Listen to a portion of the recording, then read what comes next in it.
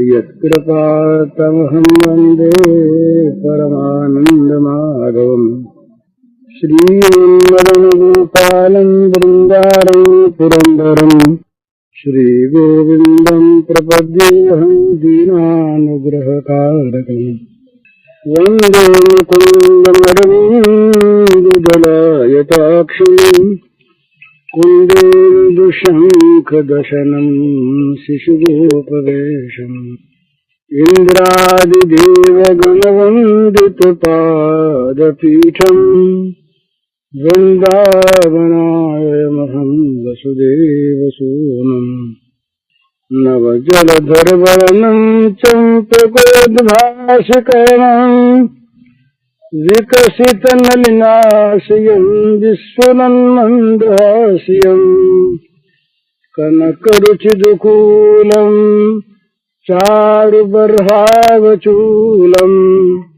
कमपि निखिलसारं नौमि गोपीकुमारम् वंशीविभूषितकरान्नवनीरदाभात् पीताम्बरादनुनबिम्बफलाधरोष्ठात् पूर्णेन्दुसुन्दरमुखादरविन्दनेत्रात् कृष्णात् परं किमपि तत्त्वमहं न जाने ध्यानाभ्यासवशीकृतेन मनसा तन्निर्गुणं निष्क्रियम् ज्योति किंचन योगिनो यदि परं पश्यन्ति पश्यन्तु ते अस्माकं तु तदेव लेखन चमत्काराय भूयाचरम् कालिन्दी पुलिनेषु यत्किमपि तन् नीलं महो धावति श्री राममय सब जग जानी करऊं प्रणाम जोरि जुगबानी। मनुष्य जैसे वातावरण में रहता है, जिस प्रकार का संग उसे प्राप्त होता है और जैसे कर्म वो करता है, उसी प्रकार का उसका स्वरूप स्वभाव जीवन बनता चला जाता है। वो बुराई नहीं समझता आगे चलकर। बुरे वातावरण से उसकी वृत्तियों में बुराई आ जाती है और उस बुराई को मापने तोलने का उसे अवसर नहीं मिलता उस वातावरण में। वहाँ तो उस वातावरण में उस बुराई की महत्ता ही प्रतीत होती है। तो जब कभी वो फिर दूसरे संग में जाता है, दूसरे वातावरण में जाता है, तब कहीं उसके मन में संदेह पैदा होता है कि मैं जो कुछ कर रहा हूँ वो ठीक है या नहीं। ये संदेह भी मुश्किल से पैदा होता है। बद्ध धारणा हो जाने पर उसको पहले यही दिखता है कि मैं ठीक हूँ। ये जो इसके विपरीत मानने वाले हैं ये ठीक नहीं। अपने में बुद्धिमत्ता दिखती है, अपने में समझ दिखती है, अपने कार्यों का औचित्य दिखता है और उसी का वो समर्थन करता है। हम भी दूसरों की समालोचना करते हैं ना, ये ठीक है ये बेठीक है। उस अवस्था में हम होते तो हम क्या करते ये कौन जानता है।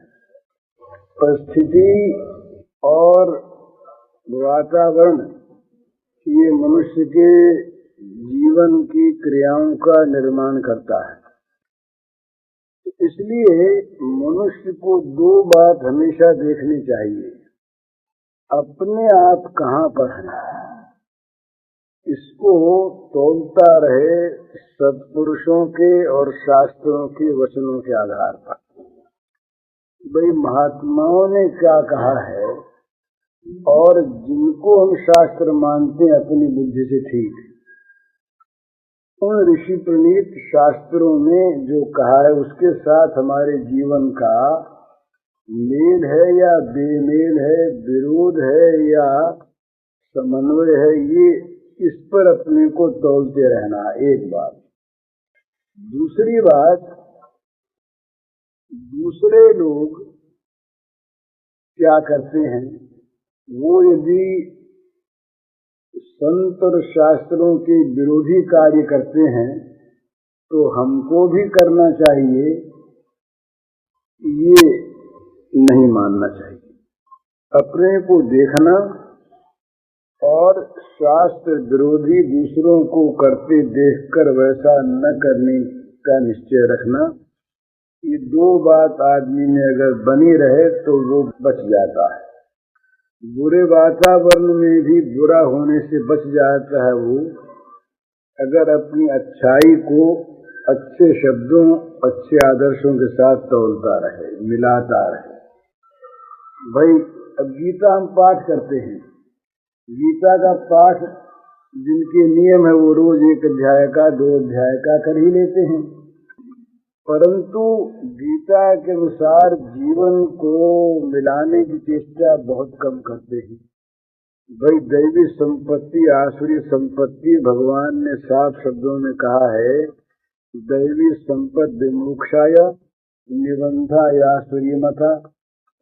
यदि भगवान की गीता पर, उनके शब्दों पर, उनके उपदेश पर हमको विश्वास है तो ये मानना होगा कि भगवान का कहना ठीक है कि दैवी संपत्ति मोक्ष के लिए है, छुटकारे के लिए है, आसुरी संपत्ति बंधन के लिए है।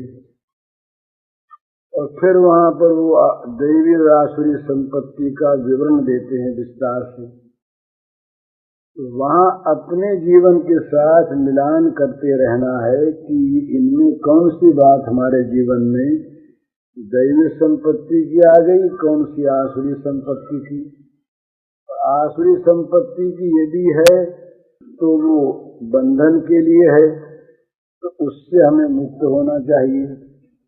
किसी भी ग्रंथ को, रामचरितमानस हम पढ़ते हैं, किसी भी ग्रंथ को देखकर ग्रंथ में बताए हुए आदर्श के अनुसार अपने जीवन को बनाने का प्रयत्न करना, ये उस ग्रंथ को ठीक पढ़ना है। पढ़ने का अर्थ क्या है, ठीक ठीक उसको पढ़ जाए, जीवन में आ जाए तब पढ़ना है। तो बहुत बार मैं एक बात कहा करता हूँ, युधिष्ठिर के बाल्यकाल की। युधिष्ठिर जब पढ़ते थे पाठशाला में तो गुरुजी ने कहा एक दिन कि भाई, दूसरा कोई मारे तब भी मन में क्षोभ न हो, ये सीखो। तो दूसरे दिन सबसे पूछा, सबने कहा सीख गए। वो शब्द रट लिए ना, दूसरा कोई मारे तब भी मन में क्षोभ न हो, ये शब्द रट लिए सबने कहा सीख गए। युधिष्ठिर ने कहा हम तो नहीं सीखे। 1 दिन 2 दिन 4 दिन रोज गुरुजी पूछे, रोज वो कहें हम तो नहीं सीखे। तो कुछ दिनों के बाद एक दिन गुरुजी को क्रोध आ गया। क्रोध आ गया तब गुरुजी ने पूछा क्यों सीखे? बोले नहीं सीखे। तो गुरुजी ने मार दिया। मारने के बाद फिर पूछा गुरुजी, बोले अब सीखे? बोले हाँ महाराज आज सीख गए। बोले आज कैसे सीख गए? बोले आपने कहा था ना कि कोई मारे तब भी क्षोभ न हो, तो आज तक किसी ने मारा ही नहीं, तो क्षोभ होता कि नहीं ये मैं जानता कैसे? आज आपके मारने के बाद मैंने अपने मन को देखा तो मालूम हुआ क्षोभ नहीं है। तब मैं सीख गया, तब मैंने कहा कि आज सीख गया। तो किसी भी ग्रंथ का, किसी भी महात्मा के वचन का वास्तविक अध्ययन क्या है, वो जीवन में उतर जाए तब।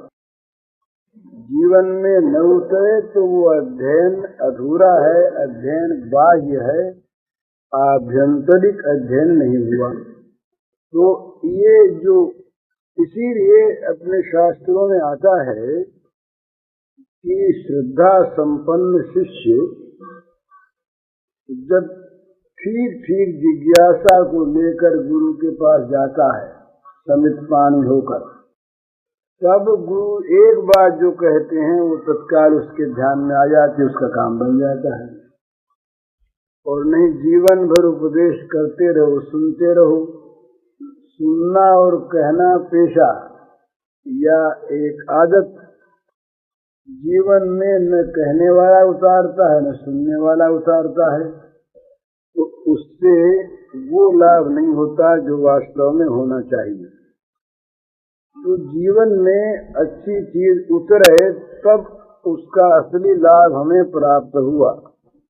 असली लाभ प्राप्त हुआ जब जीवन में उतरे तब। इसलिए क्या करना है कि अच्छी चीज को जीवन में उतारना है। यदि शास्त्रों पर महात्माओं पर श्रद्धा हो तो उनके वचनों के अनुसार अपने जीवन की चर्या को नित्य मिलान करते रहना चाहिए कि कहाँ कहाँ पर हम उससे विपरीत क्रिया करते हैं, हमारे जीवन में कहाँ कहाँ पर इससे विपरीत आचरण होते हैं, उनको देखें। उनको देखकर दूसरे क्या करते हैं ये न देखकर उसके अनुसार अपने जीवन को बनावे, रक्षा करे, तो मनुष्य हर वातावरण में बच सकता है।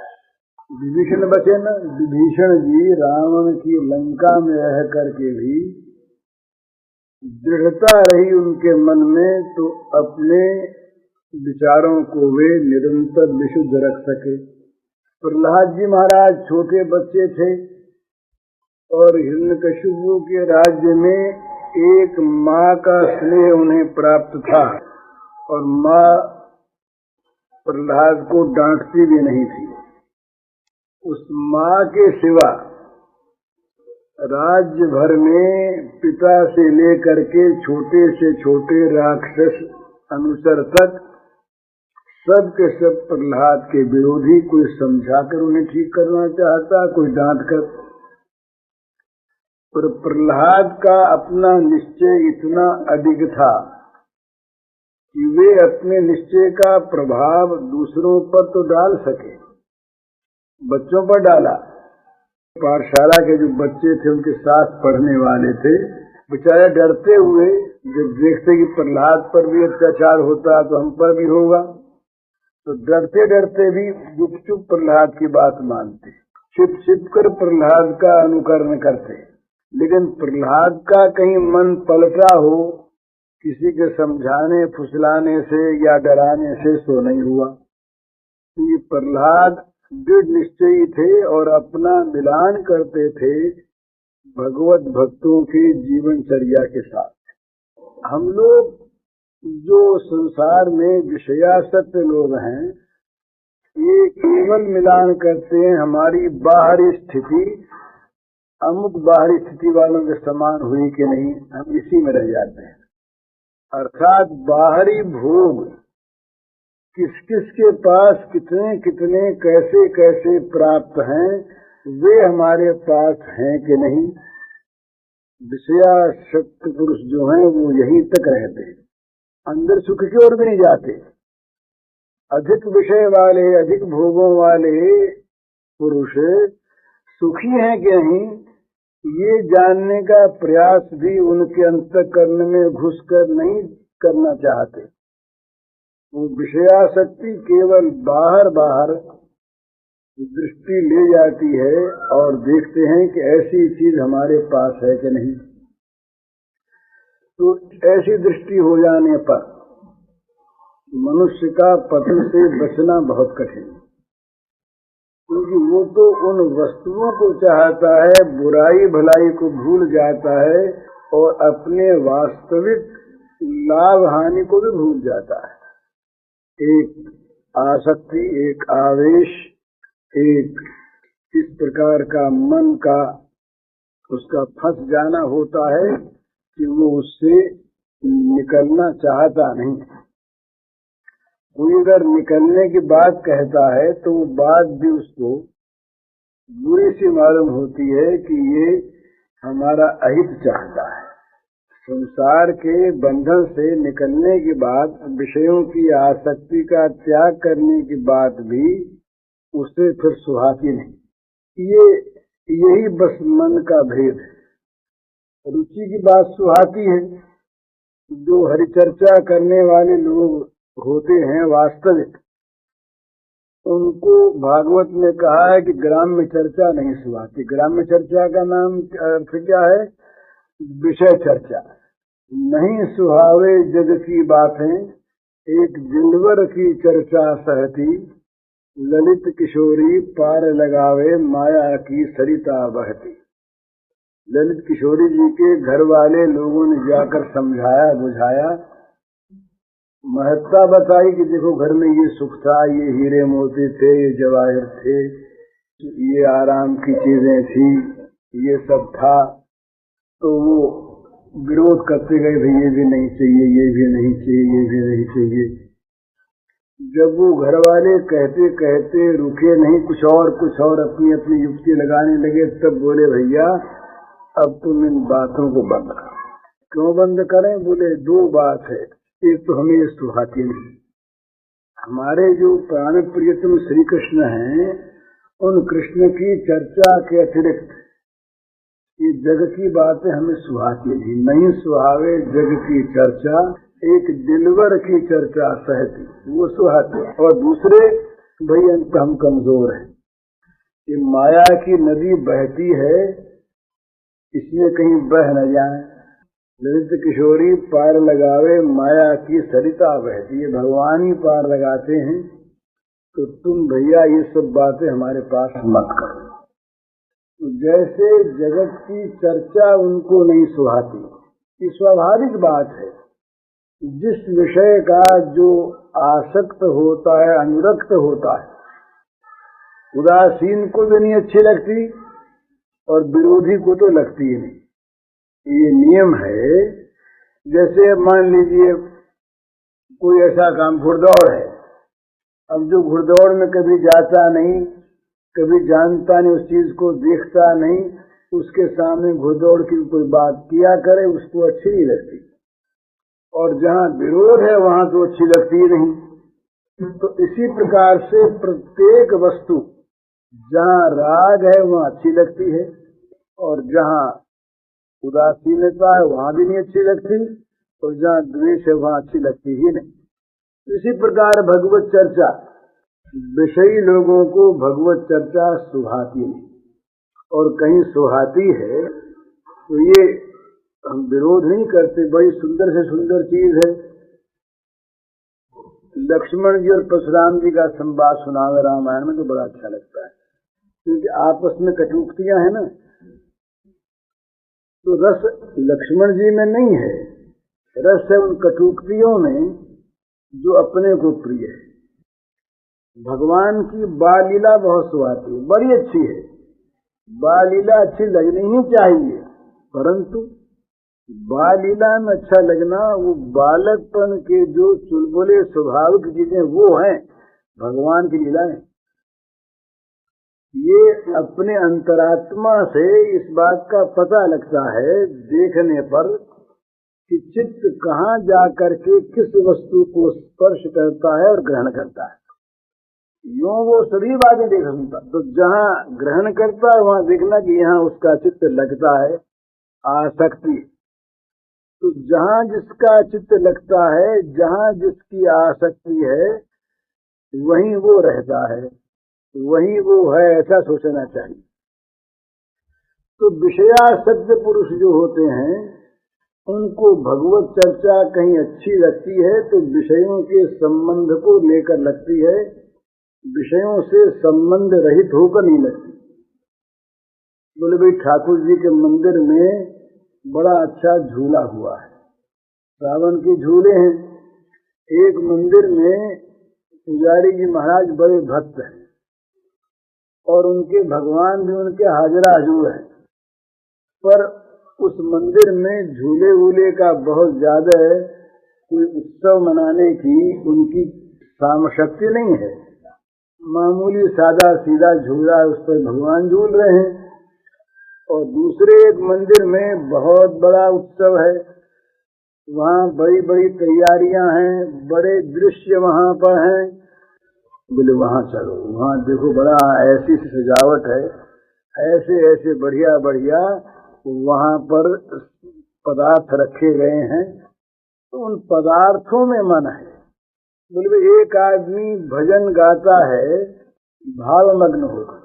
तो एक आदमी गाता है सुरीली आवाज से संगीतज्ञ, तो संगीतज्ञ के सुरीली आवाज का कला का विरोध नहीं है, कला भी साथ हो और भाव भी हो तो सर्वोत्तम। पर जिसका भाव में मन है उसको कला की अपेक्षा भाव अच्छा लगेगा, जिसका कला में मन है उसको भाव की अपेक्षा कला अच्छी लगेगी। चैतन्य महाप्रभु एक बार दक्षिण में कहीं गए थे, नित्यानंद जी महाराज साथ थे, तो एक ब्राह्मण अलग बैठा श्रीमद् भगवद गीता का पाठ कर रहा था।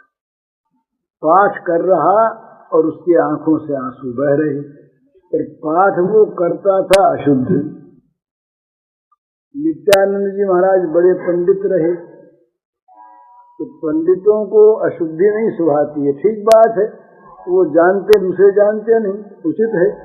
तो अशुद्ध पाठ सुनकर नित्यानंद जी ने दो एक बार तो सुना, फिर रहा नहीं गया, तो उन्होंने आकर महाप्रभु से कहा चैतन्य से कि महाराज वो ब्राह्मण देखिए अशुद्ध पाठ कर रहा है।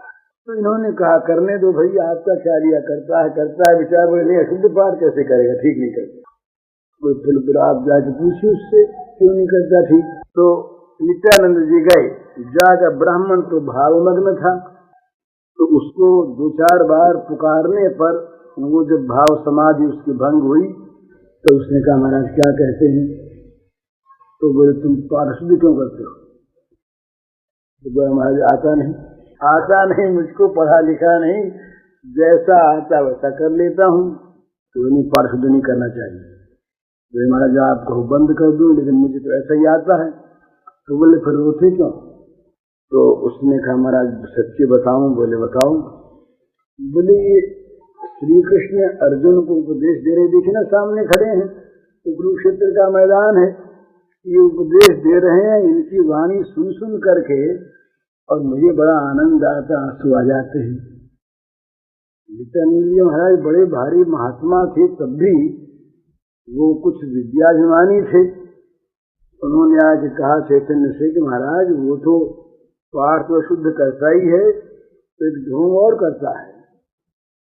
तो कहा क्या करता है भाई, तो बोले वो कहता है कृष्णार्जुन दिख रहे हैं, सुन रही है वाणी, तो बोले सुनती होगी महाराज, इसमें कौन बड़ी बात है। बोले नहीं। तब महाप्रभु ने देखा कि इनका भ्रम मिटाना चाहिए, का एक काम करिए आप धीरे से जा करके उस ब्राह्मण के चरण स्पर्श कर लीजिए। अभी विद्वान होने पर भी चैतन्य के बड़े अनुयायी भक्त थे, तो चुपचाप गए, जा करके ब्राह्मण के चरणों का स्पर्श किया। स्पर्श करते ही वही दृश्य इनके सामने आ गया, वही मैदान कुरुक्षेत्र का रणांगन, वही भगवान रथ पर विराजमान और अर्जुन बैठे हुए उदास उनको उपदेश कर रहे। तब इनको चेत हुआ कि भाई हमने भूल की। तो महाप्रभु से आकर के बोले महाराज मुझसे बड़ी गलती हुई। तो उन्होंने कहा भाई भाव के सामने बाहरी विद्या का कोई इतना महत्व नहीं, भगवान जो हैं ये भावग्राही हैं। तो मतलब कहने का ये कि अंदर की चीज जो होती है वही चीज असली होती है और वही चीज अच्छी मालूम होती है। चैतन्य महाप्रभु को उसका भाव अच्छा मालूम भी है और नित्यानंद जी को उसकी बाहरी अशुद्धि पर ध्यान गया। तो जिस प्रकार का जिसका अपना मन होता है उसी के अनुसार उसको वो चीज अच्छी लगती है। तो किसी को हरिचर्चा सुहाती है, किसी को परचर्चा सुहाती है। कोई परचर्चा सुनना चाहते नहीं। हमारे वो हरि बाबा जी हैं, उनके जीवन में हमने ये चीज देखी कि परचर्चा सुनना नहीं चाहते। दूसरे की कोई महत्व की बात कर भले सुन लें, तो दूसरे की निंदा की बात जरा सी भी सामने आती है उनके, तो या तो उड़ जाते और जहाँ संकोच नहीं होता वहां रोक देते और नहीं तो दूसरी बात छेड़ देते तत्काल।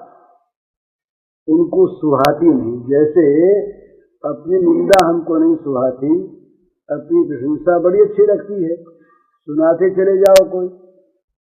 इसी प्रकार जिसकी भावना इससे विपरीत है उसको परनिंदा सुनते ही दुख होता है, जलन सी होती है कि ये क्यों आ गए हमारे सामने। और किसी को परनिंदा बड़ी अच्छी लगती है, परापवाद बड़ा अच्छा लगता है। तो ये अपने अपने जिस प्रकार की वृत्ति अपनी बन गई उसके अनुसार ऐसा होता है। लेकिन मनुष्य ये होता तो है ऐसा वातावरण से, पर मनुष्य भी सावधान नहीं रहता और इस वातावरण में आकर के अपने आप को खो देता है।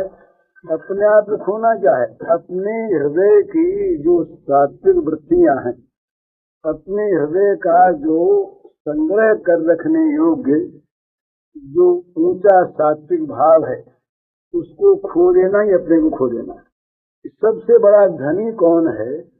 जिसके हृदय में ऊंचे विचार, ऊंचे भाव, सात्विक भाव भरे हैं, वो सबसे बड़ा संपत्तिवान है। दैवी संपत्ति उसके पास है ना। और इस संपत्ति को खोकर यदि वो बड़ा संपत्तिवान हो गया तो कोई हिरण्यकशिपु होगा, कोई रावण होगा, कोई कंस होगा। बाहरी संपत्ति बहुत, पर हृदय में जो दैवी संपत्ति है वो अगर नहीं है तो असुर मानव है। वो भोगासक्त है, भोग संग्रह में निरंतर संलग्न है। वो ज्ञान की बात भी करता है, दान की बात भी करता है। असली संपत्ति का वर्णन करते हुए भगवान ने कहा, वो कहता है अब की यो कमा लेंगे, इतना हो जाएगा, वो फिर हम बहुत दान करेंगे। यक्षे दास्यान मोदिष्य इति ज्ञान होता, ये यज्ञ करूंगा, ये दान करूंगा। इस प्रकार अज्ञान से विमोहित चित्त वो बकता रहता है आसुरी संपदा के अभिमान में। तो उसका वो रावण भी ज्ञान की बात करता था। तो ज्ञान की बात करना, दान की बात करना, ये सारे के सारे उसके विषयासक्ति के अंग होते हैं। अंदर उन बातों को छूता नहीं। तो बाहरी संपत्ति यदि हो और असली धन अगर किसी का नष्ट हो गया हो तो असुर बन गया है। और बाहरी संपत्ति चाहे न भी हो, बिल्कुल न हो, पर जिसने अपने आभ्यंतरिक सात्विक भावों की रक्षा की, जिसने दैवी संपत्ति को बचा लिया, वो दरिद्र भी महान है। वास्तविक दरिद्र कौन है? वह दरिद्रो विषयानुरागी। शंकराचार्य की प्रश्नोत्तरी में है कि भाई दरिद्र कौन है? जो विषयासक्त है। वो रात दिन भिखारी है, मांगते ही रहता है, ये मिले, ये मिले, वो मिले, वो दरिद्र है। और जिसके मन में आकांक्षा नहीं है, जो काम रहित है, कामना रहित है, वो परम धनी है। चाह गई, चिंता गई, मनवा बेपरवाह। जिसको कछु न चाहिए तो जग शहंशाह। वो बादशाहों की भी कोई परवाह नहीं करता, क्योंकि उससे कुछ चाहिए नहीं। जिसको चाहिए वो तो पद पद पर पददलित होता है, अपने आप को खोता है। पर जिसको कुछ भी नहीं चाहिए वो किसकी परवाह क्या करे? वो अपने संतोष धन का, अमृत का धनी है। उसके हृदय में जो धन वर्तमान है, उस धन की छाया उन लोगों को नहीं मिली जो लोग बाहरी धनवान है। तो बाहरी संपत्ति, बाहरी अधिकार, ये वास्तविक हृदय की संपत्ति का दर्शन नहीं कराते। हृदय की संपत्ति बनी रहे, ये बात निरंतर देखता रहे प्रत्येक वातावरण में, और शास्त्रों के वचनों से मिलाता रहे अपने जीवन के आचरणों। वो आदमी बुरे वातावरण में भी अपने को बचा सकता है, और अगर सुदृढ़ रहा तो बुरे वातावरण को सुंदर वातावरण बना सकता है। बड़ा प्रभाव होता है ये। मनुष्य के विचार यदि बहुत दृढ़ होते हैं और बहुत अच्छे सात्विक होते हैं तो उन विचारों का प्रभाव आसपास पर पड़ता है और कहीं बहुत दूर दूर तक जाता है। ये जो विचार शक्ति है, थॉट पावर, इसमें बड़ी शक्ति है। अगर किसी के सुदृढ़ विचार हों